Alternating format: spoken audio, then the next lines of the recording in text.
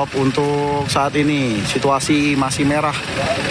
Dan unit-unit dari pos Rajek, pos Paku Haji, dan pos Mauk sedang melakukan pengisian air. Api menghanguskan tumpukan karung di pabrik pengolahan karung bekas di Kecamatan Sukadiri, Kabupaten Tangerang, Banten, Senin pagi. Banyaknya bahan karung dan plastik yang mudah terbakar membuat api dengan cepat membesar dan nyaris menghanguskan hampir seluruh bangunan pabrik. Sebanyak 7 unit mobil pemadam kebakaran diterjunkan ke lokasi kejadian. Api berhasil dipadamkan setelah 35 petugas pemadam berjibaku selama 4 jam. Api pertama kali muncul dari tumpukan karung yang berada di bagian tengah pabrik lalu merembet ke tumpukan plastik. Meski demikian, penyebab pasti kebakaran hingga saat ini belum diketahui. Yang terbakar limbah karung dan plastik. Pabrik apa, Bang? Untuk nama CP, bukan pabrik. Pabrik pengolahan apa maksudnya, Bang? CP daur ulang biji plastik. Tidak ada korban jiwa maupun luka dalam kebakaran, namun kerugian ditaksir mencapai miliaran rupiah.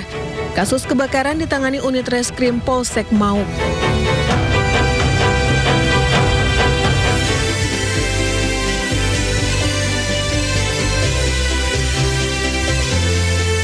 Selamat pagi Lala. Selamat pagi Friska. Selamat pagi pemirsa.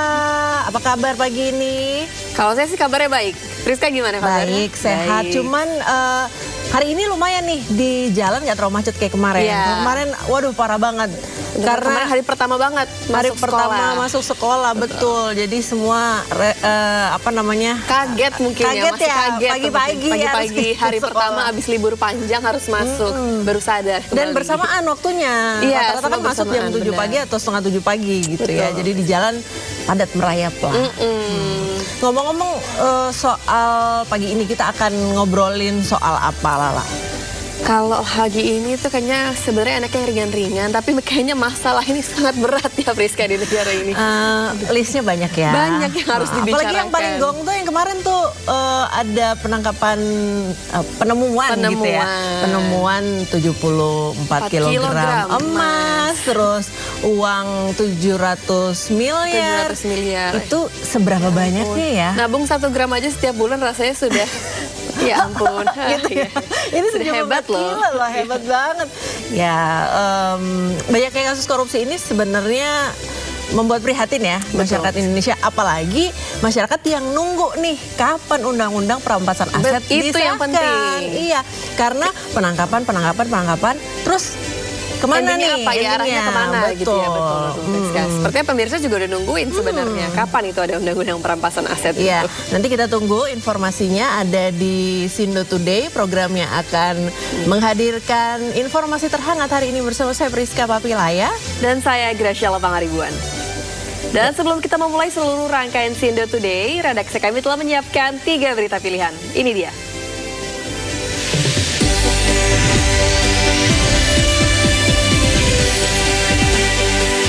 Di saat Kapolri jabat erat Jaksa Agung tanda soliditas, keberadaan ex-Jampitsus Febri Adriansyah yang telah ditetapkan sebagai tersangka dugaan TPPU masih misterius. Setelah wacana hukuman mati terhadap penegak hukum mengemuka, DPR terus didesak segera sahkan Undang-Undang Perampasan Aset.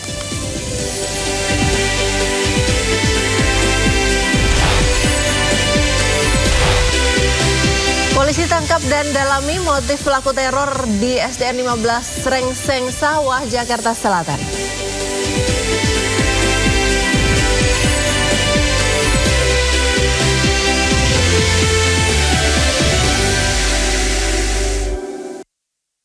Izin info di sepertinya rumput terbakar itu mulai menjalar di tanah Gunung Wangun. Kebakaran hebat melanda lahan perbukitan Gunung Wangun, Kelurahan Mulia Hajar, Kecamatan Bogor Selatan, Kota Bogor, Jawa Barat, Senin malam. Ini apinya semakin Tiupan angin membuat api cepat merambat, membakar hamparan ilalang dan semak yang kering. api. Situasi pendinginan. Tugas mengerahkan 2 unit damkar ke lokasi untuk memadamkan api agar tidak merembet ke permukiman warga. Petugas sempat terkendala medan terjal menuju lokasi kebakaran. Kebakaran diduga akibat kemarau menyengat semak yang kondisinya kering kerontang. Petugas mengimbau warga agar tidak sembarangan membuang puntung rokok yang memicu kebakaran lahan di tengah cuaca panas ekstrim. Dari Bogor, Jawa Barat, Andi Firmansyah, iNews melaporkan. Polisi segera melimpahkan barang bukti kasus korupsi ex-Jampitsus Febri Adriansyah ke Kejaksaan Agung. Ya, pelimpahan barang bukti akan dilakukan usai kepolisian melimpahkan perkara yang menjerat Febri Adriansyah tersebut ke Kejaksaan Agung.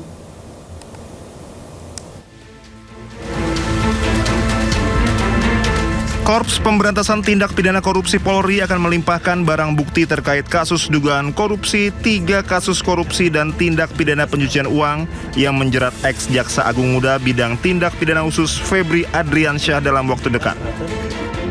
Kabak Ops Kortas Tipikor Polri Kombes Ahmad Yusuf Afandi mengatakan pihaknya akan segera melimpahkan barang bukti kasus korupsi yang menjerat ex-Jampitsus Febri Adriansyah serta pihak swasta Don Rito ke pihak Kejaksaan Agung. Pelimpahan barang bukti dilakukan setelah kepolisian melimpahkan berkas kasus Febri dan Don Rito kepada Kejagung. Pelimpahan barang bukti itu akan dilakukan secara bertahap untuk nantinya bisa ditindaklanjuti. Sebelumnya, Febri Adriansyah ditetapkan menjadi tersangka dalam perkara kasus dugaan tindak pidana korupsi dan tindak pidana pencucian uang. Penetapan itu diumumkan bersamaan dengan pelimpahan penanganan 3 perkara dari Polri kepada Kejaksaan Agung. Ketiga kasus tersebut yakni dugaan korupsi batubara, Asabri, dan Krakatau Steel. Selain Febri, ada juga tersangka lain yang ditetapkan yakni Don Rito. Penetapan tersangka dilakukan setelah penyidik memeriksa 15 saksi, 2 orang ahli, serta melakukan penggeledahan di sejumlah lokasi. Tim Liputan iNews melaporkan. Pemirsa, Polda Metro Jaya segera memeriksa sejumlah barang bukti kasus korupsi yang menjerat ex-Jampitsus Febri Adriansyah. Polisi juga gandeng FBI dan kedutaan asing guna memeriksa barang bukti lainnya.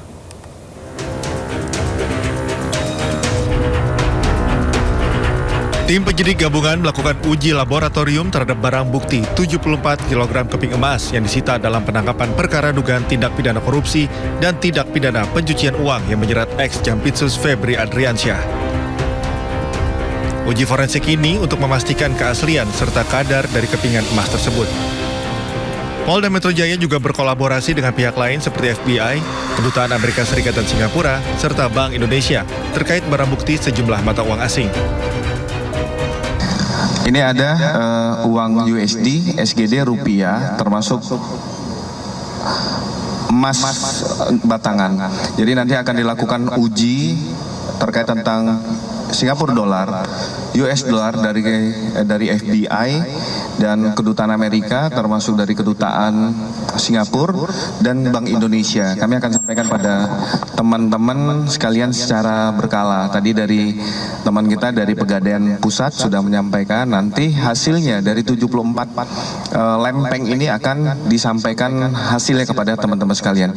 Ini merupakan suatu proses dalam penyerahan penanganan perkara lanjutan yang ditangani oleh Joint Investigasi kepada Kejaksaan Agung.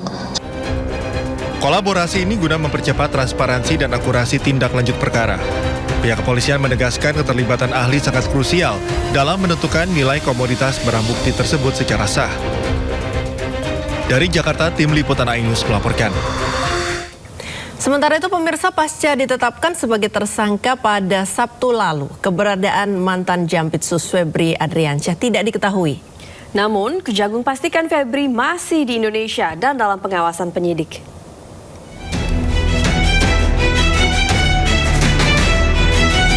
Usai rumahnya digeledah dan ditetapkan tersangka, keberadaan mantan Jampitsus Febri Adriansyah pun jadi tanda tanya. Apalagi hingga kini Febri belum ditahan. Namun Kepala Pusat Penerangan Hukum Kejaksaan Agung Anang Supriyatna memastikan Febri berada di Indonesia. Dan terkait dengan yang disampaikan terkait dengan inisial FA itu, yang jelas yang bersangkutan masih ada di Indonesia, tidak keluar negeri, dan kooperatif, dan dalam pantauan penyidik. Febri muncul pertama kali ke publik pada Jumat 10 Juli lalu. Dengan percaya diri, Febri memastikan dirinya masih menjabat sebagai Jampitsus dan masih menangani sejumlah kasus, salah satunya makan bergizi gratis. Febri juga membantah memiliki keterkaitan bisnis dengan kafe yang digeledah polisi. Febri pun membantah uang yang berada di rumahnya disentul miliknya.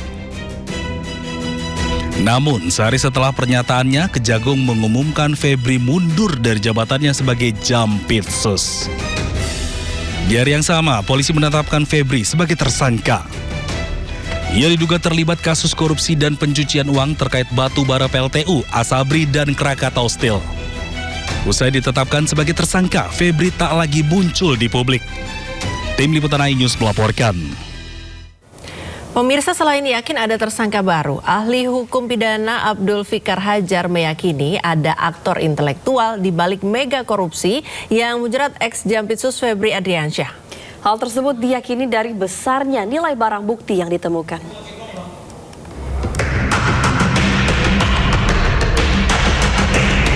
Kasus korupsi yang menjerat ex-Jampitsus Febri Adriansyah membuat publik terhenyak. Bagaimana tidak, sosok yang seharusnya memberantas korupsi justru menjadi aktor pelaku korupsi. Tidak main-main, Febri terlibat dalam 3 kasus korupsi besar yang sudah diselidiki sejak 2018. Pertanyaannya, apakah Febri berperan sebagai aktor tunggal atau ada jaringan hitam dalam lingkaran mega korupsi ini? Ahli hukum pidana Abdul Fikar Hajar menyebut sangat mustahil ex-Jampitsus itu bermain kotor sendirian. Kemungkinan besar ada aktor intelektual yang bertugas mengendalikan tangan Febri. Fikar juga yakin tersangka dalam mega korupsi ini akan terus bertambah. Ia mendesak Kejagung membongkar seluruh jaringan hitam di balik kasus yang menjerat mantan Jampitsusnya. Tetapi sangat mungkin juga umpamanya ada pengendali lain. Nah, pengendali itu bisa bersifat struktural karena jabatan, bisa juga karena hubungan bisnisnya, hubungan uangnya, ya, hubungan ekonomisnya. Ya, orang ini bisa mengatur Febri dari luar, umpamanya karena kemampuan ekonominya, ya, mengendalikan Febri. Nah, jadi sangat mungkin intelektual dader itu berkembang kedua arah itu. Sementara itu, menurut Kejagung, setelah menerima penyerahan administrasi dari polisi, saat ini Kejagung masih fokus meneliti barang bukti yang diterimanya. Ya, ini kan kita dulu belum menerima sepenuhnya. Baik itu barang bukti kan sudah teliti, barang buktinya kan cukup banyak tuh. Yang jelas nanti kita harus sesuai dengan hukum acara. Apalagi kan kebetulan yang disangkakan ini kan penegak hukum. Kita juga harus hati-hati.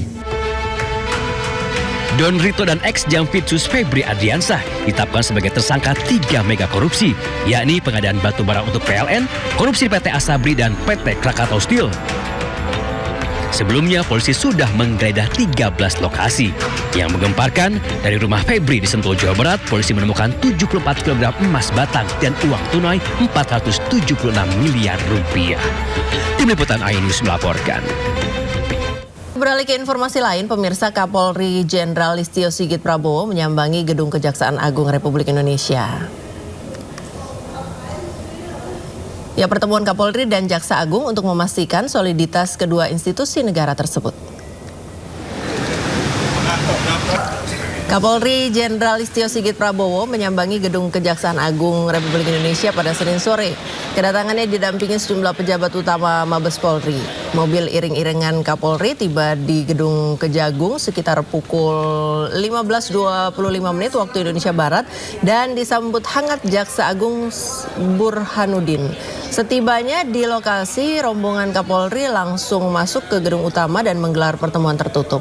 Usai pertemuan, Jaksa Agung dan Kapolri memastikan soliditas Kejaksaan Agung dan Mabes Polri terlepas dari isu yang berkembang saat ini. Bisa bersilaturahmi. Dan sebenarnya ini adalah bukan program baru, ini adalah program lama. Ya, kemudian dan kami juga, saya dengan Pak Kapolri, tapi teman-teman jangan berpikir kami ini rival, kami ini adalah versus, tidak. Jadi kami sejak dulu, kami sudah mengenal secara pribadi beliau, kemudian kami sama-sama, saya jadi Jaksa Agung, beliau jadi Kapolri. Kemudian jangan juga berpikir karena ada hal-hal sesuatu kemarin ini adalah silaturahmi yang biasa kami lakukan dan kami selalu berpikir bagaimana perbaikan ke depan lagi. Itulah yang tadi kami bicarakan.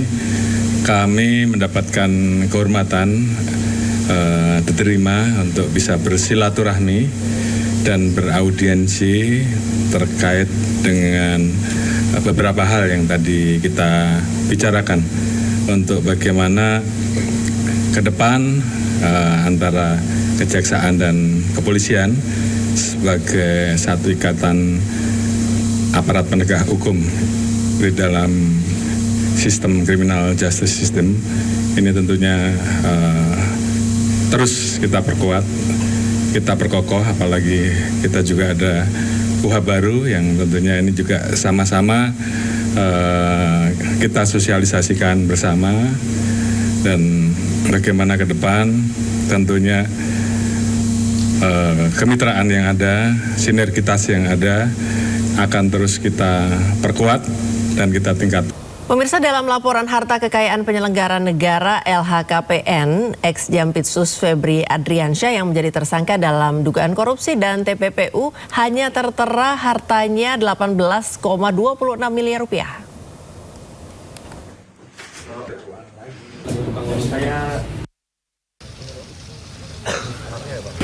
Setelah ex-Jampitsus Febri Adriansyah ditetapkan sebagai tersangka dugaan korupsi dan tindak pidana pencucian uang, laporan harta kekayaannya sebagai penyelenggara negara turut disorot. Febri Adriansyah melaporkan harta kekayaannya per 31 Desember 2025 terdiri dari tanah dan bangunan merupakan aset yang terbesar. Alat transportasi dan mesin,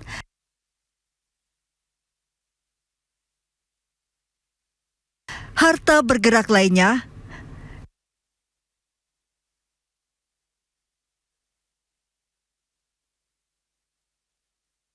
kas dan setara kas serta harta lainnya.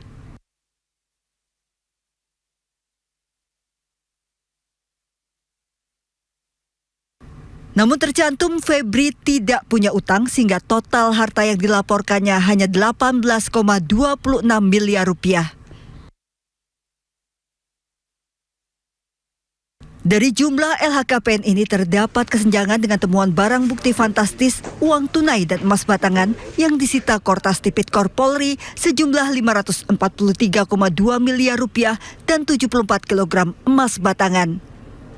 Dengan uang tunai yang disita saja jumlahnya 30 kali lipat dari harta yang dilaporkan, belum termasuk emas batangan. Meski Febri menyebut barang bukti yang disita ada pemiliknya. Sementara dalam konferensi pers di Kejaksaan Agung sebelum mengundurkan diri, Febri mengakui rumah di Sentul yang digeledah merupakan rumah pribadinya. Namun ternyata rumah ini tidak terdaftar dalam LHKPN. Yang kedua tentang rumah Sentul, ya, itu memang rumah pribadi Jampitsus yang sudah sejak lama. Itu bisa dilihat bagaimana proses kepemilikan sejak awal. Pada pelaporan berkala terdapat kenaikan kekayaan setelah menjabat sebagai Jampitsus dari tahun 2022 sebesar 6,3 miliar rupiah menjadi 18,26 miliar rupiah di 2023. Namun tahun 2024 dan 2025 hartanya tidak terdapat perubahan, tetap 18,26 miliar rupiah. Dari Jakarta, tim liputan iNews melaporkan. Sementara pemirsa, Ketua Komisi 3 DPR RI Habibur Rahman menyatakan pengalihan kasus ex-Jampitsus Febri Adriansyah dari Polri ke Kejaksaan Agung hanya merupakan penyerahan dan bukan pelimpahan. Namun, Komisi 3 berencana minta masukan langsung dari Mahfud MD terkait kasus Febri Adriansyah. Kami ini anggota DPR bukan hanya berkepentingan untuk bicara, tapi kami justru harus mendengar, termasuk masukan dari Pak Mahfud. Apakah sudah sesuai dengan KUHAP atau belum? Ya, kalau menurut Pak Mahfud belum sesuai dengan KUHAP, ya mungkin kami juga akan undang Pak Mahfud. Ya, kami akan dengar pendapat beliau, kan beliau profesor. Ya, kita tentu soal keilmuan harus banyak belajar dari beliau. Kalau menjadi masukan ya akan kami teruskan. Ya, jadi Kita belum sampai kesimpulan juga, Mbak. Memang itu bukan pelimpahan sebagaimana rangkaian hukum acara pidana dari penyidik ke penuntut. Ya, itu bukan, itu penyerahan penanganan perkara dari institusi namanya polisi, Polri, Bareskrim Kortas ke institusi lain, kejaksaan. Kita soal melanggar nggak melanggar KUHP kita tunggu masukan ya dari teman-teman Pak Mahfud. Tapi ada sisi-sisi yang saya sampaikan tadi, ya, sisi-sisi bahwa kita menghindari gesekan antar lembaga. Ini nggak ada di KUHP, tapi ini adalah masalah real yang harus kita pecahkan saat ini. Pemirsa, setelah ex-Jampitsus ditetapkan sebagai tersangka korupsi dan pencucian uang, DPR didesak untuk segera mengesahkan RUU Perampasan Aset. Dengan disahkannya RUU Perampasan Aset, maka negara mudah mengambil alih harta hasil korupsi.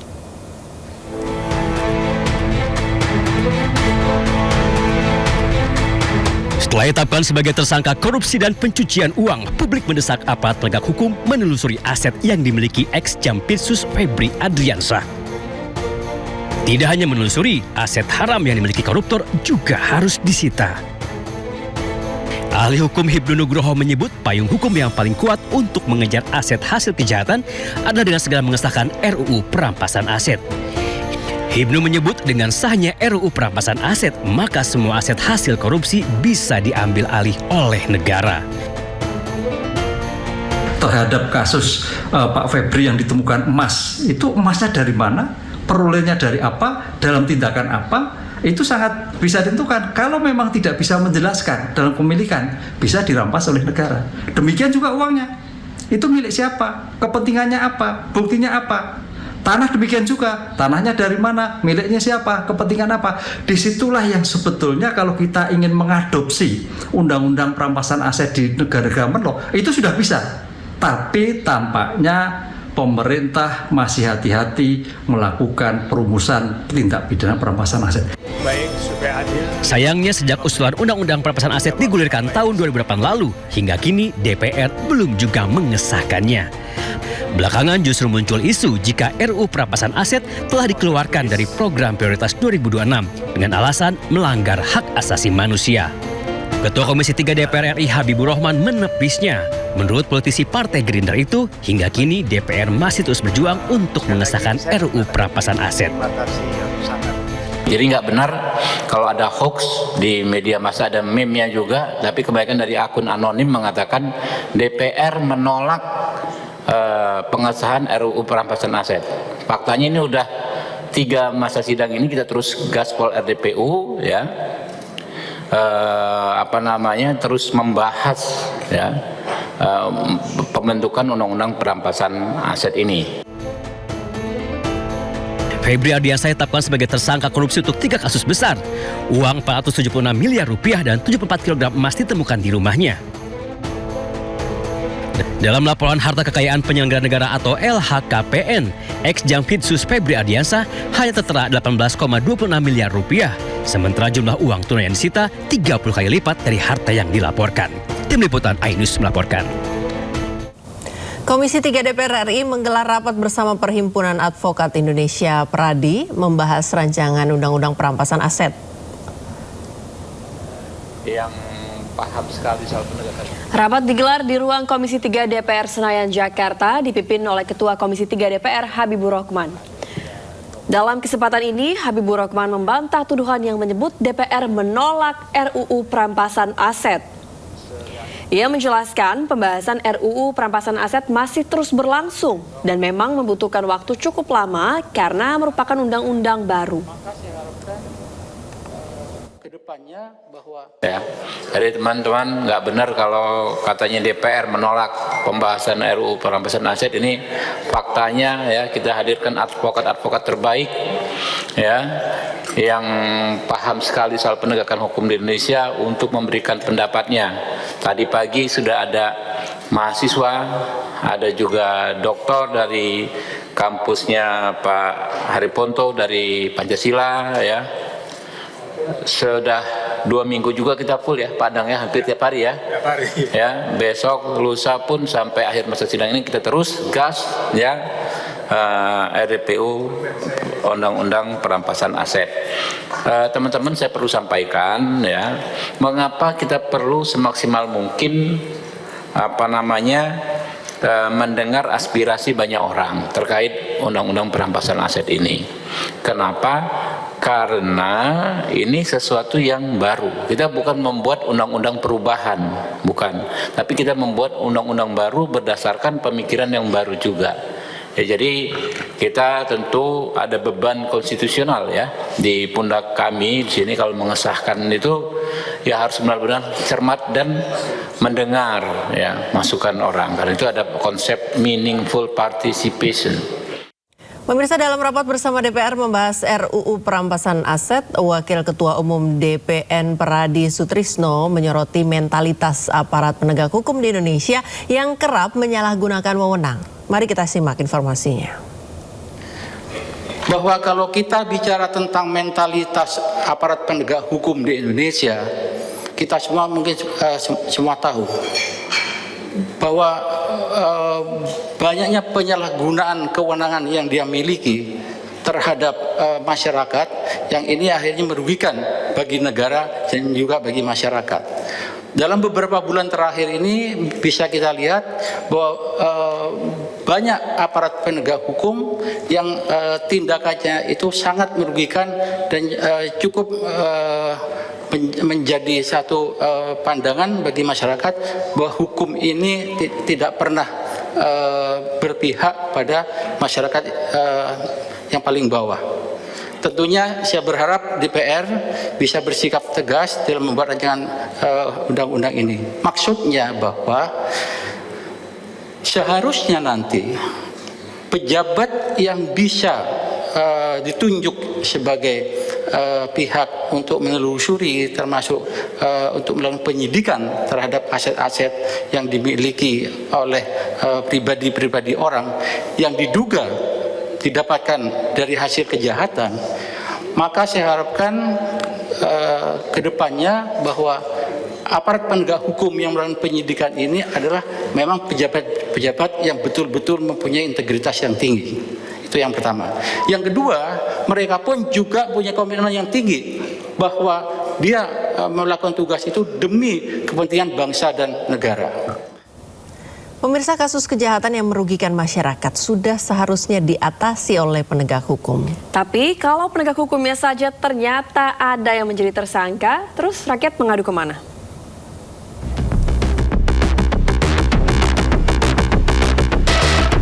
Kasus kejahatan yang merugikan masyarakat sudah seharusnya diatasi oleh penegak hukum. Sudah sewajarnya rakyat mengadu ke penegak hukum.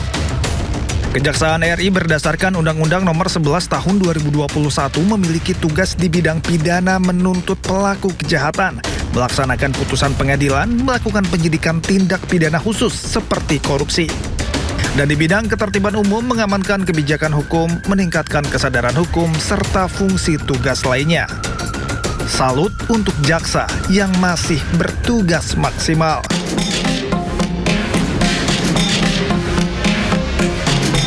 Namun, ditemukan brankas rahasia yang memuat 74 kg emas serta uang hingga 476 miliar rupiah.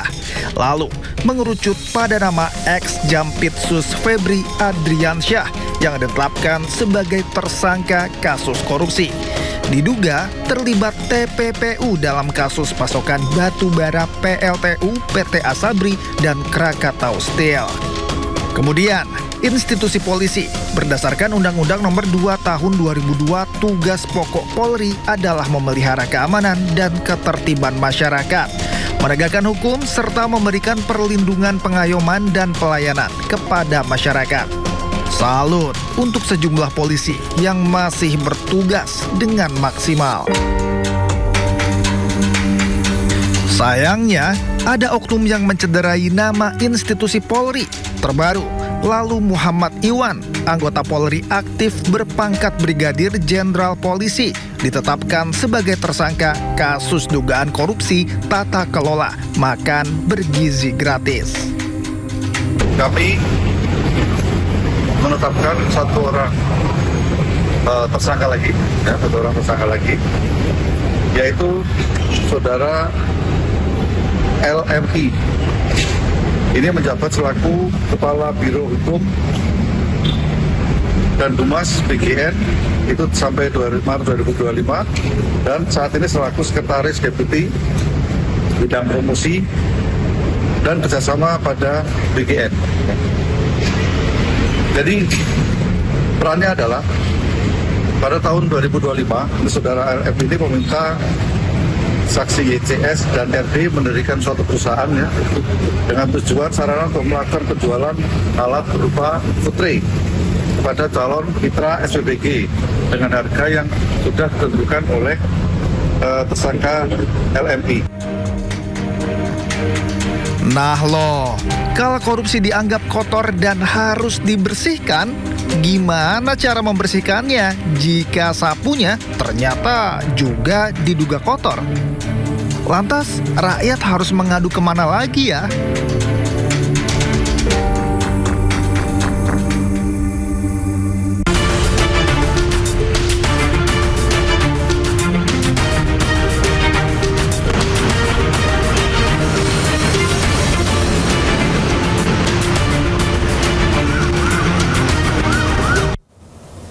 Pemirsa, saatnya kita simak pantauan arus lalu lintas. Kami telah terhubung dengan Brigadir Treslinda dari NTMC Polri yang saat ini berada di kawasan Jalan Tendean, Jakarta Selatan. Kabarnya ada truk bermuatan alat berat yang menabrak JPO di sana dan bikin macet.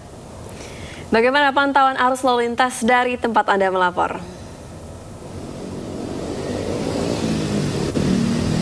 Ya baik, terima kasih Priska dan juga Lala di studio. Dan pemirsa, kami mengupdate informasi dari kawasan Tendean. Memang pada pukul 1.30 dini hari sempat terjadi kecelakaan lalu lintas yang melibatkan kendaraan angkut muat, sehingga hal ini berdampak pada arus lalu lintas di kawasan Tendean. Hingga saat ini masih mengalami perlambatan kecepatan kendaraan dari arah Pancoran, sehingga kami juga harapkan Anda dapat mengikuti arahan serta petunjuk petugas kami yang berada di lapangan, di mana memang hingga saat ini area TKP masih diberlakukan satu lajur. Hal ini juga berdampak pada kepadatan kendaraan hingga melewati TKP yang ada di kawasan JPO Tendean ini. Lalu lintas kembali lancar. Sebagai informasi juga bahwa memang sejak pukul 1.30 dini hari tadi, anggota kami sudah melakukan mendatangi TKP, yaitu melalui di mana pelaporannya melalui call center 110, dan sudah mencoba melakukan tindakan pada pertama kali datang di TKP. Namun perlu kami sampaikan juga bahwa kecelakaan ini mengakibatkan JPO tersebut rusak, sehingga untuk pelaksanaan evakuasi pada tahap pertama tadi tidak dapat dilakukan, hanya dapat dilakukan untuk memindahkan posisi truk agar tidak menghalangi jalur yang akan mengarah ke arah Santa. Tentunya ini juga imbas dengan beratnya JPO yang ada di kawasan ini, sehingga tidak dapat digerakkan oleh alat berat yang mengalami dampak kecelakaan. Dari hasil anggota kami di lapangan menyampaikan bahwa hal ini juga diakibatkan karena supir truk yang mengemudi kendaraan ini juga sendiri, tidak ada yang mendampingi, sehingga tidak memperhitungkan dampak yang terjadi. Hal ini juga dikarenakan melihat Google Maps, sehingga terjadi kecelakaan lalu lintas yang menyebabkan kendaraan tersebut kandas pada JPO yang mengakibatkan JPO tersebut rusak. Kemudian memang yang datang pada TKP di kawasan ini adalah anggota Satlantas Polres Jakarta Selatan.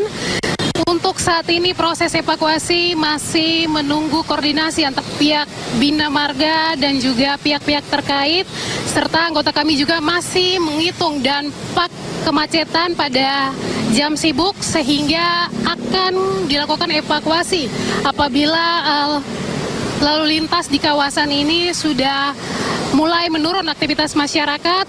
Untuk itu kita masih menunggu proses evakuasi menunggu koordinasi apa yang akan dilakukan untuk proses evakuasi, mengingat memang kerusakan pada JPO saat ini tidak memungkinkan untuk dilakukan evakuasi untuk saat ini.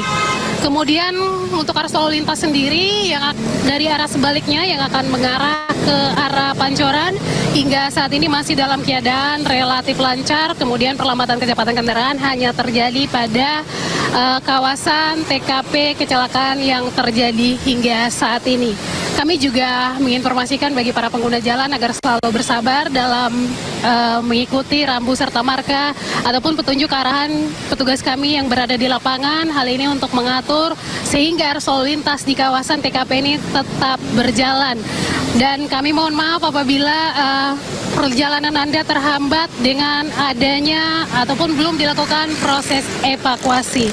Kemudian kami juga menginformasikan Priska dan Lala berdasarkan data RSMS Korlantas Polri dalam kurun waktu 1 kali 24 jam kecelakaan lalu lintas terjadi 253 kasus laka lantas dengan korban meninggal dunia 25 orang, korban luka berat 26 dan 176 orang luka ringan. Dari data tersebut 95% terjadi di jalan non-tol.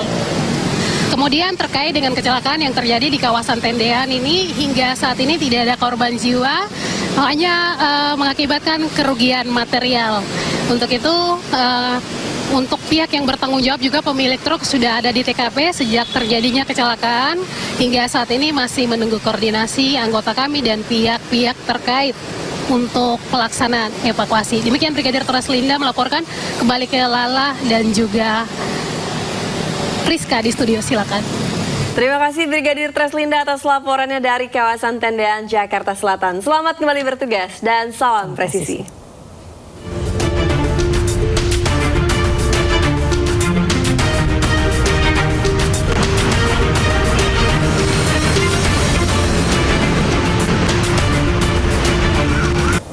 Pemirsa, Polda Metro Jaya mengklaim penanganan kasus Roy Suryo sudah sesuai dengan ketentuan hukum yang berlaku. Pihak kepolisian menegaskan penahanan terhadap Roy Suryo sah secara hukum.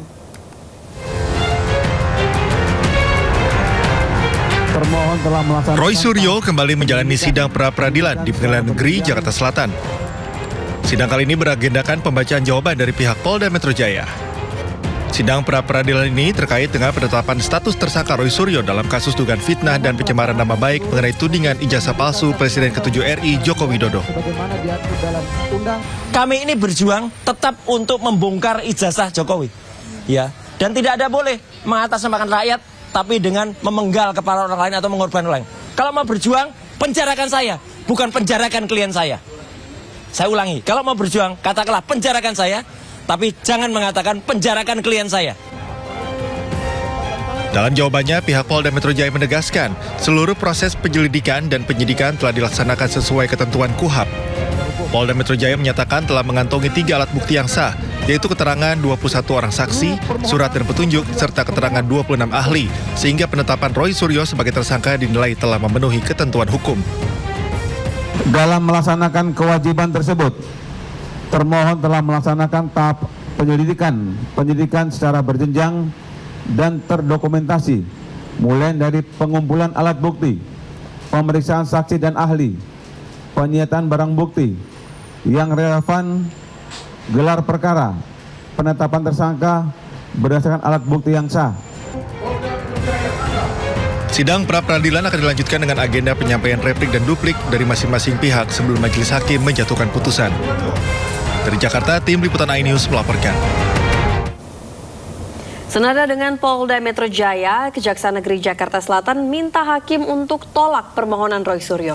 Kejari Jakarta Selatan menilai gugatan yang diajukan salah sasaran. Bahwa argumentasi turut termohon yang mencampur adukan antara dalam jawaban yang dibacakan di hadapan hakim, Kejari Jakarta Selatan menjelaskan penetapan tersangka maupun penerbitan surat perintah penyidikan merupakan kewenangan penyidik Polda Metro Jaya. Karena itu kejaksaan tidak memiliki kewenangan untuk membatalkan ataupun mempertanggungjawabkan status tersangka yang dipersoalkan oleh Roy Suryo. Kejari juga menilai penarikan institusinya sebagai termohon merupakan kekeliruan subjek hukum. Selain itu, Kejari mengungkapkan berkas perkara Roy Suryo telah resmi dilimpahkan ke Pengadilan Negeri Jakarta Timur pada 23 Juni 2026. Dengan pelimpahan tersebut, status hukum Roy Suryo berubah menjadi terdakwa.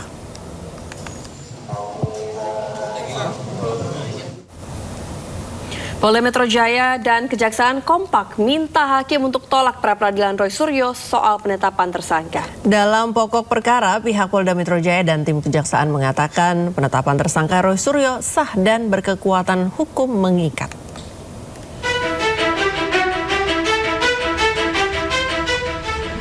Polda Metro Jaya dan Kejari Jakarta Selatan membacakan jawabannya atas permohonan pra-peradilan Roy Suryo kaitan sah tidaknya penetapan tersangka dalam kasus ijazah mantan Presiden Republik Indonesia Joko Widodo. Keduanya kompak meminta hakim menolak pra-peradilan yang diajukan Roy Suryo. Adapun dalam persidangan, Polda Metro Jaya selaku pihak termohon lebih dahulu membacakan jawabannya. Dalam jawaban Polda Metro tersebut, mereka meminta agar hakim menolak pra-peradilan Roy Suryo. 1. Menolak seluruh permohonan pra-peradilan pemohon untuk seluruhnya. 2. Menyatakan penetapan tersangka yang dilakukan termohon berdasarkan berdasarkan surat ketetapan tentang penetapan tersangka nomor Estap S Datar 4 1899 Romawi 11 2025 di Treskrimum Polda Metro Jaya tanggal 7 November 2025 atas nama KRMT Roy Suryo Noto Diprojo adalah sah menurut hukum. Tak jauh berbeda dari Polda Metro Jaya, pihak Kejari Jakarta Selatan juga meminta hakim menolak pra-peradilan Roy Suryo. Petitum jawaban pihak kejaksaan, mereka memohon hakim tunggal pra-peradilan memberikan putusan dalam eksepsi serupa, menerima dan mengabulkan seluruh dalil eksepsi. Dalam pokok perkara, tim kejaksaan meminta hakim pra-peradilan menyatakan permohonan pra-peradilan pemohon gugur demi hukum, lalu menyatakan surat ketetapan penetapan tersangka tanggal 7 November 2025 adalah sah dan berkekuatan hukum mengikat. Tim Liputan iNews melaporkan. Ya pemirsa, hari ini rencananya akan diadakan sidang lanjutan pra-peradilan Roy Suryo di Pengadilan Negeri Jakarta Selatan. Sudah ada rekan Anissa Rizkia di sana. Ya, Anissa, selamat pagi. Jam berapa rencananya sidang akan dimulai? Iya, Priska dan juga Lala, betul sekali agenda sidang pra-peradilan Roy Suryo yang rencananya akan digelar pada pukul 9 waktu Indonesia Barat. Tepat di depan saya berdiri ini merupakan gedung yang nantinya digunakan, yakni ruang sidang utama Umar Seno Aji. Namun memang sampai pada pukul 8:16 waktu Indonesia Barat, saat ini memang ruang sidang belum dibuka dan awak media masih menunggu di area luar. Dan informasi yang kami dapatkan nantinya adalah merupakan sidang pra-peradilan yang ketiga. Ini merupakan agenda yakni pembuktian dari pemohon Roy Suryo. Kita juga menantikan kehadiran dari pemohon dan juga kuasa hukum. Nampaknya juga belum adanya tanda-tanda kedatangan mereka untuk tiba di PN Jakarta Selatan. Nah, kalau kita berbicara mengenai agenda sidang hari ini, yakni sidang pra-peradilan Roy Suryo, ini merupakan sidang lanjutan yang sebelumnya tengah dilakukan pembuktian dari pemohon, di mana ini merupakan sidang lanjutan yang mana sebelumnya juga telah dibacakan replik ataupun juga tanggapan atas jawaban dari pihak termohon. Memang kalau kita melihat begitu ya hasil dari replik dan juga tanggapan dari jawaban pemohon ini, Kejaksaan Tinggi DKI Jakarta dan juga dari pihak Polda Metro Jaya selaku termohon ini kompak begitu meminta hakim menolak pra-peradilan Roy Suryo. Dan kita nantikan bersama Priska dan juga Lala karena memang hari ini nantinya akan menjadi sidang lanjutan yang akan digelar, yakni sidang pra-peradilan menyangkut dari kasus ijazah palsu palsu Presiden ke-7 Republik Indonesia Joko Widodo. Dan informasi yang kami dapatkan dari pengacara Joko Widodo, Yakub Hasibuan, menyatakan bahwa kliennya Jokowi ini akan hadir langsung rencananya ke ruang sidang, yakni pada tahap pembuktian pada kasus ini, yakni pencemaran nama baik dengan terdakwa Dr. Tifa dan juga Roy Suryo. Kita nantikan bersama bagaimana kelanjutan jalannya sidang pra-peradilan yang akan digelar pada hari ini di Pengadilan Negeri Jakarta Selatan. Untuk sementara saya kembalikan kepada Priska dan juga Lala yang ada di studio. Ya, terima kasih Anissa Rizkia melaporkan langsung dari PN Jakarta Selatan. Selamat bertugas kembali. Ya pemirsa, kita ke informasi lainnya. Presiden ke-7 RI Joko Widodo pastikan akan hadir di sidang fitnah ijazah dengan tersangka Roy Suryo dan Dr. Tifa. Ya, melalui kuasa hukumnya Jokowi mengaku akan membawa seluruh ijazahnya.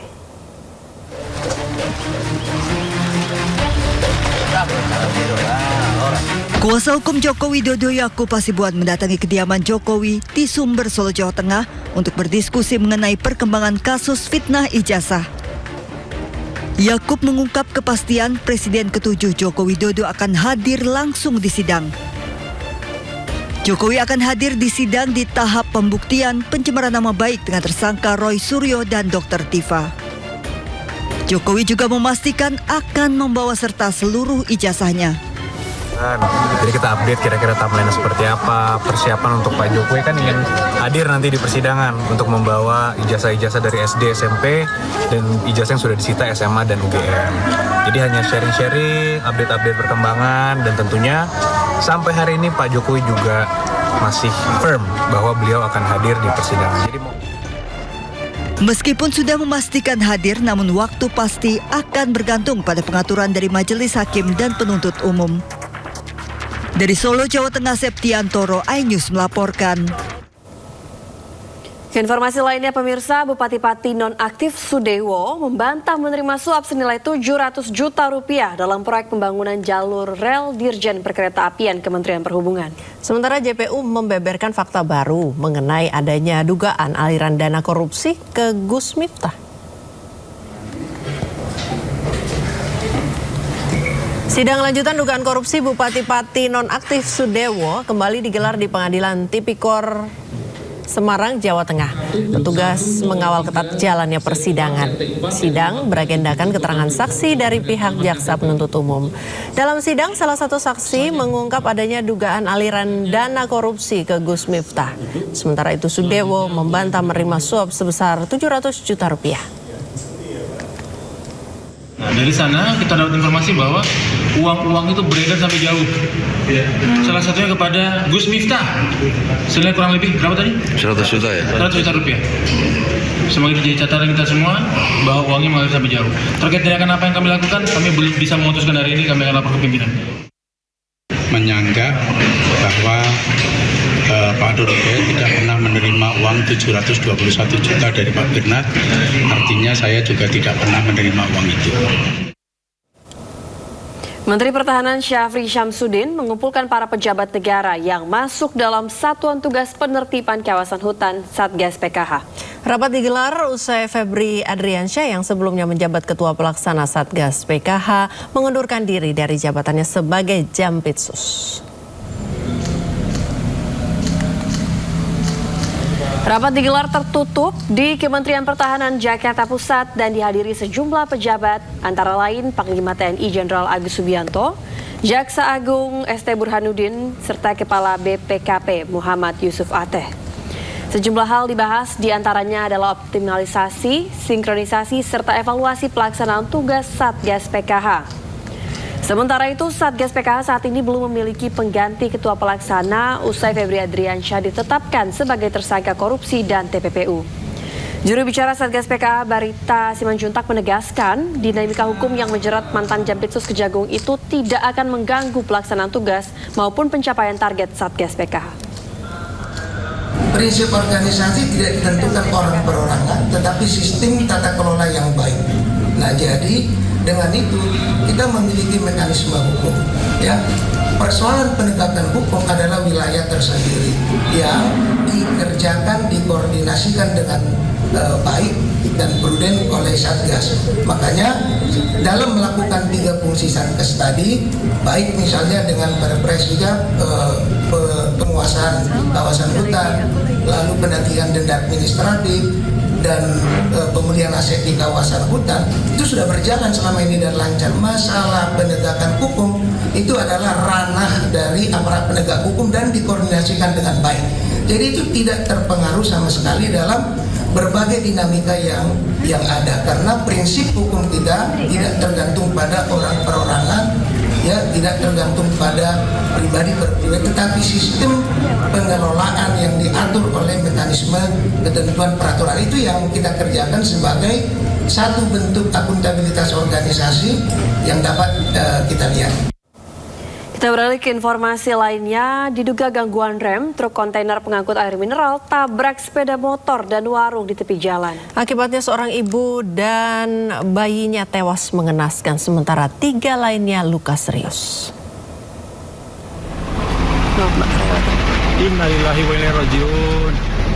Truk kontainer ini terguling melintang di jalan sementara warga berupaya menolong para korban yang terjepit.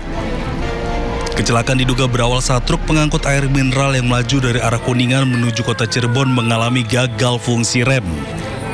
Truk hilang kendali masuk ke jalur berlawanan hingga menghantam satu keluarga yang mengendarai sepeda motor. Truk baru terhenti setelah menghancurkan warung sebelum akhirnya terbalik. Seorang ibu dan bayinya tewas di tempat, sementara sang ayah dan anak lainnya luka parah dan dilarikan ke Rumah Sakit Umum Gunung Jati. Indikasi truk angkutan air mineral dari arah Kuningan menuju kota Cirebon, yang dimana informasi rem blong, jadi menabrak warung di jalan. Petugas Satlantas Polresta Cirebon langsung mengevakuasi korban, melakukan olah tempat kejadian perkara, serta menyelidiki penyebab pasti kecelakaan. Dari Cirebon, Jawa Barat, Iskandar iNews melaporkan. Polisi menangkap pelaku teror bom ke SDN Srengseng Sawah 15 Jagakarsa di kediamannya yang tak jauh dari sekolah. Polisi kini masih mendalami motif pelaku melakukan aksi teror.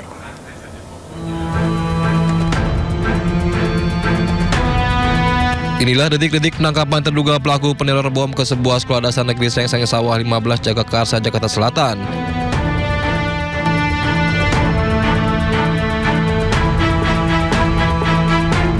Pria berinisial MY ini ditangkap oleh petugas gabungan Satreskrim Polres Metro Jakarta Selatan, Ditreskrimum Polda Metro Jaya dan Mabes Polri di kediamannya yang tak jauh dari lokasi sekolah.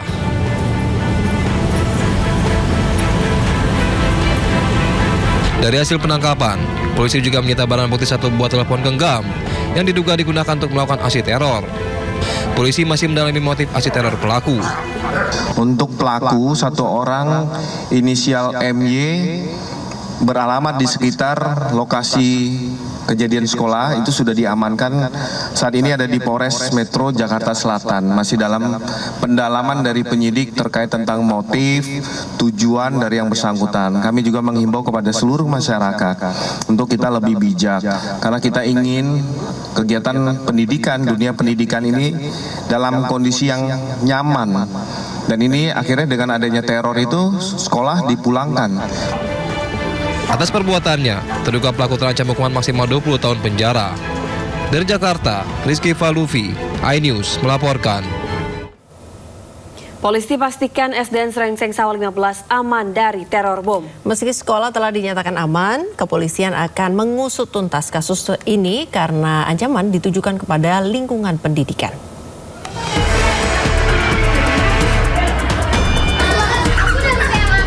Seluruh siswa Sekolah Dasar Negeri Srengseng Sawah 15 Jagakarsa, Jakarta Selatan terpaksa dipulangkan setelah seorang guru menerima ancaman teror bom melalui pesan singkat dari orang tidak dikenal Senin pagi. Teror diterima saat seluruh siswa dan guru sedang menggelar upacara bendera di hari pertama tahun ajaran baru. Dalam pesan singkat dari nomor yang tidak dikenal, peneror mengaku akan meledakkan lingkungan sekolah dan sudah menyiapkan 11 titik ledakan lain. Densus 88 Anti Teror Polri dan tim Gegana melakukan penyisiran di Sekolah Dasar Srengseng Sawah 15 Jakarta Selatan. Kepolisian memastikan SDN Srengseng Sawah 15 Jagakarsa, Jakarta Selatan dalam kondisi aman setelah penyisiran selama sekitar 4 jam. Kapolsek Jagakarsa, Kompol Nurma Dewi mengatakan penyisiran dilakukan bersama tim Gegana Densus 88 BNPT serta unit anjing pelacak. Hasilnya tidak ditemukan benda mencurigakan di area sekolah. Untuk sementara ini kita dari anak murid, kemudian juga wali murid kita kembalikan dulu ke rumah masing-masing atau dipulangkan karena memang dari Gegana untuk bekerja, ya, untuk mencari yang apa betul atau tidak untuk teror yang diberikan. Ya, oleh karena itu dari Gegana sudah menyisir ke dalam dan memeriksa detail satu persatu karena udah beberapa jam untuk Gegana sudah memeriksa SD Negeri 15 tersebut yang diteror. Kepolisian akan mengusut tuntas kasus tersebut karena ancaman ditujukan kepada lingkungan pendidikan. Tim Liputan iNews melaporkan. Yang ngomong-ngomong soal sekolah, ini kalau Lala dulu waktu sekolah suka datang pagi nggak? Tim datang pagi atau tim datang telat? Sebenarnya agak-agak mepet, Mbak. Tapi mamaku memaksa untuk datang cepat gitu. Kenapa? Biar duduk di depan, biar lihat guru katanya. Karena gitu. kalau di belakang mungkin nggak mudeng kali anaknya ya. Gitu. Biar ini ya, apa namanya, nilainya juga terdepan gitu ya. Biasanya orang tua maunya begitu. Orang tua maunya begitu. Cuman nggak semua anak mau. Nggak semua anak mau, termasuk saya, Mbak. Nah, sayangnya ada satu sekolah ini di Jombang, Jawa Timur yang muridnya nggak perlu datang pagi-pagi untuk masuk ke sekolah karena muridnya cuma satu. Ya ampun. Jadi datang jam berapapun dia pasti bisa duduk di mana aja. Benar. Ya, jadi pemirsa, ada sebuah sekolah dasar negeri hanya mendapatkan 1 siswa di tahun ajaran baru 2026 di Jombang, Jawa Timur. Sementara di Ponorogo, sejumlah sekolah dasar negeri tidak mendapat murid baru sama sekali.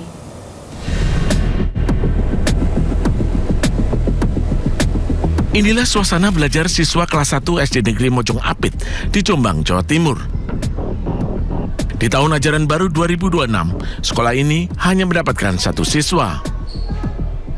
Pihak sekolah akan berusaha memulihkan kepercayaan masyarakat agar mau menyekolahkan anaknya di SDN Mojong Apit 3 dengan adanya penambahan guru.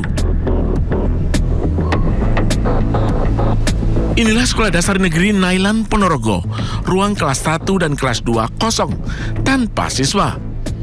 Sebab tahun 2026 ini tidak mendapatkan siswa baru. Selain SDN Nailan, 4 SD negeri lain di Ponorogo juga ada yang tidak mendapatkan siswa baru.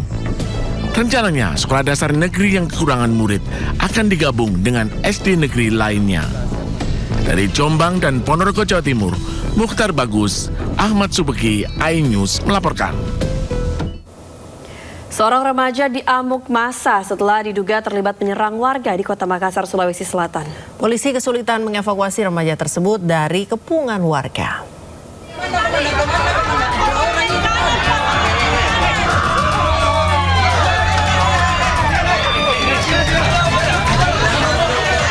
Polisi berusaha mengevakuasi seorang remaja yang diduga terlibat aksi penyerangan di Jalan Sungai Sadang Baru, Makassar, Sulawesi Selatan. Polisi kesulitan menerobos kepungan ratusan warga yang hendak menghakimi remaja tersebut.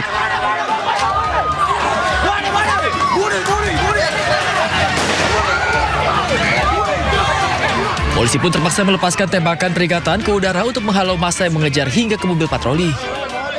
Remaja tersebut berhasil diamankan di Mapolres Makassar untuk penyelidikan lebih lanjut. Dari hasil interogasi awal, pelaku mengaku datang bersama 20 orang untuk menyerang warga di kawasan Sungai Sadang Baru. Aksi penyerangan tersebut diredam warga dan menangkap pelaku. Sementara rekan pelaku berhasil kabur. Hingga kini polisi masih melakukan penyelidikan dan memburu rekan pelaku yang diduga terlibat dalam rencana penyerangan tersebut. Dari Makassar, Sulawesi Selatan, Syahrul Adiaksa, iNews melaporkan. Pemirsa, untuk pertama kalinya militer Amerika Serikat menggunakan drone laut untuk menyerang Iran. Serangan drone laut AS menargetkan kapal selam Iran di Pelabuhan Bandar Abbas. Amerika Serikat mengerahkan sejumlah drone laut Saroni Crosshair untuk menyerang pelabuhan Bandar Abbas di Iran. Sentral Komando Amerika Serikat mengklaim baru pertama kali menggunakan drone laut tersebut untuk menyerang Iran. 3 drone Saronic Crosshair menargetkan kapal selam dan fasilitas perawatan kapal selam.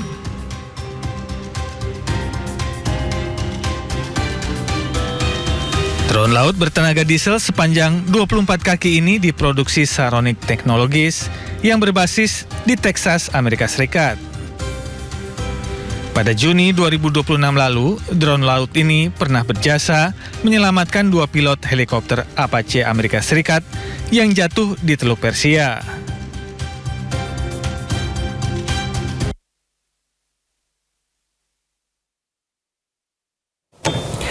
Pemirsa, di sisi lain pihak Amerika menyatakan bahwa telah menyelesaikan serangan udara ke Iran. Hal ini disampaikan pihak Amerika bahwa untuk pertama kalinya serangan udara lusinan rudal dilepaskan dengan menyerang militer pertahanan udara Iran, radar laut Iran, dan fasilitas Iran lainnya. Serangan juga menargetkan pusat misil, pusat drone, dan kapal-kapal kecil Iran.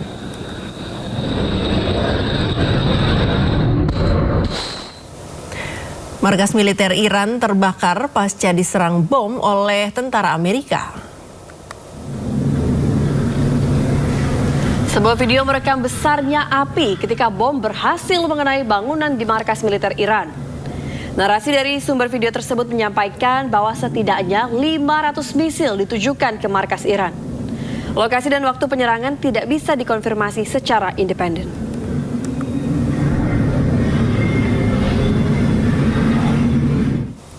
Pemirsa, Amerika Serikat terus melancarkan serangannya ke Iran.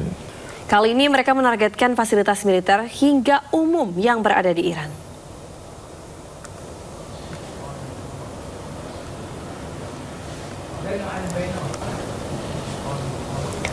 Rudal milik Amerika Serikat meluncur dari sejumlah pangkalan militer yang berada di Timur Tengah. Rudal-rudal ini terlihat di langit Kuwait saat meluncur menuju Iran. Serangan ini dilancarkan setelah Presiden Amerika Serikat Donald Trump menegaskan gencatan senjata telah usai. Amerika Serikat kembali melancarkan serangan ke kota-kota Iran yang berada di sekitar Selat Hormuz. Serangan menargetkan bangunan strategis seperti pembangkit listrik dan sekitar penyimpan nuklir Iran. Salah satu target serangan Amerika Serikat adalah Pulau Qasem di Iran. Seorang pejabat Amerika Serikat mengonfirmasi adanya serangan keras terhadap sistem rudal, pertahanan udara Iran hingga kapal-kapal cepat IRGC di sekitar Selat Hormuz. Serangan pun semakin intens dalam beberapa jam terakhir. Pulau Qasem adalah lokasi strategis yang menjaga pintu masuk Teluk Persia. Pulau ini juga dipenuhi dengan pangkalan militer dan infrastruktur penting.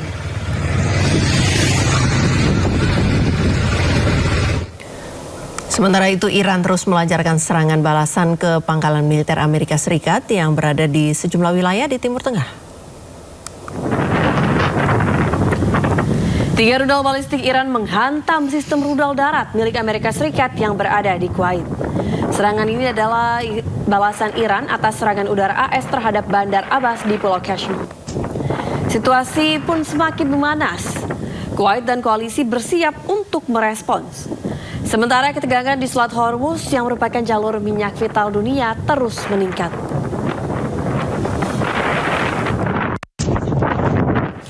Pemirsa, rangkaian serangan Amerika dan Iran selama beberapa hari belakangan kembali memanas. Akibatnya, Garda Revolusi Iran menutup lagi Selat Hormuz.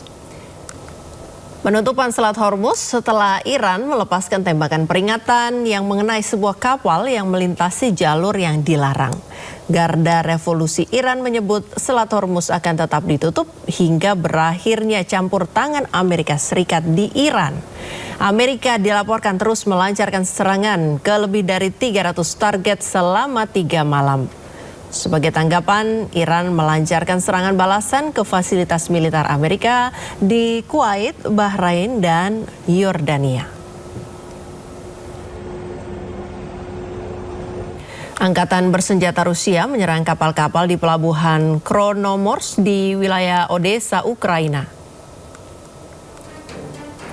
Rekaman drone yang dirilis oleh Kementerian Pertahanan Rusia menunjukkan kapal-kapal yang berlabuh di dermaga Chornomorsk, Ukraina. Drone Rusia Geranforsiker menyerang sebuah kapal penangkap ikan yang diduga telah dimodifikasi untuk meluncurkan perahu tanpa awak. Rusia juga menyerang serta sebuah kapal patroli Ukraina, sebuah feri, dan sebuah kapal kargo.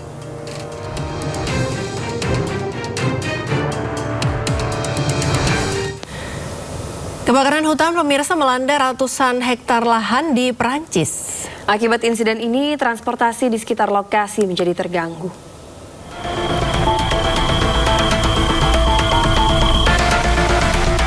Kebakaran hutan besar melanda hutan Fontainebleau di sebelah tenggara Paris. Kobaran melahap hutan dengan asap tebal membumbung di atas tumbuh-tumbuhan. Mobil pemadam kebakaran dan tim darurat dikerahkan untuk mencegah kobaran api mencapai desa-desa terdekat. Awal kebakaran terjadi pada Minggu malam di dekat Noisy-sur-École sebelum menyebar ke seluruh pegunungan Trois-Pignons. Sekitar 800 hektar lahan telah terbakar hingga Senin pagi, dengan sekitar 400 petugas pemadam kebakaran dikerahkan bersama pesawat pengebom air dan helikopter. Rumah-rumah di desa-desa terdekat dievakuasi, sementara jalan tol 46 sebagian ditutup dan layanan kereta api cepat di daerah tersebut mengalami penundaan besar.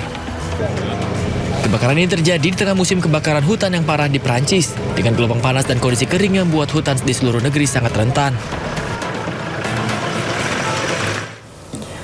Pemirsa, cuaca buruk yang melanda sebagian wilayah Filipina mengakibatkan banjir dan longsor. Selain kerusakan, bencana ini menewaskan sedikitnya 10 orang.